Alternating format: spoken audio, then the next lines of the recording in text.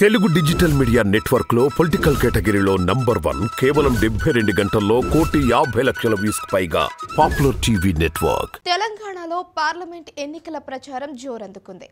నామినేషన్ల పర్వం ముగియటంతో ప్రచారంలో అభ్యర్థులు దూకుడు పెంచారు. తమ పదునైన మాటలతో ప్రత్యర్థులపై మాటల తోటాలు పేలుస్తున్నారు.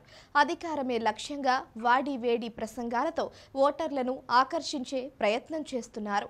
హైదరాబాద్ బీజేపీ అభ్యర్థిగా బరిలోకి దిగిన మాధవీలత తన ప్రచారంతో సోషల్ మీడియాలో వైరల్గా మారారు. ఈ నేపథ్యంలో మాధవీలతపై సినీ నటి పవన్ కళ్యాణ్ మాజీ భార్య రేణు దేశాయ్ ఇంట్రెస్టింగ్ కామెంట్స్ చేశారు. సోషల్ మీడియాలో ఓ పోస్టు పెట్టిన రేణు దేశాయ్ మాధవీలతను ఆకాశానికెత్తేశారు.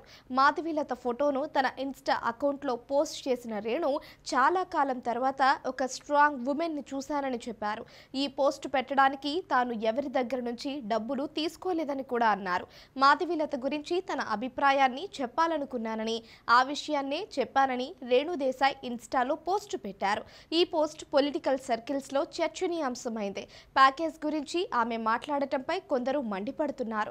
తన మాజీ భర్త జనసేన అధినేత పవన్ ను ఉద్దేశించి ఆమె కామెంట్ చేసిందని ఆగ్రహం వ్యక్తం చేస్తున్నారు. గతంలో కూడా ఆమె చేసిన కామెంట్లు విమర్శలకు తావిచ్చాయి. పవన్ ను టార్గెట్ చేస్తూనే ఆమె పరోక్షంగా కామెంట్లు చేస్తున్నారని పవన్ అభిమానులు, జనసేన కార్యకర్తలు ఆగ్రహం వ్యక్తం చేశారు. ఇదిలా ఉండగా ఎంఐఎం పార్టీకి కంచుకోటగా ఉన్న హైదరాబాద్ స్థానం నుంచి మాధవీలత తొలిసారి బరిలోకి దిగుతున్నారు.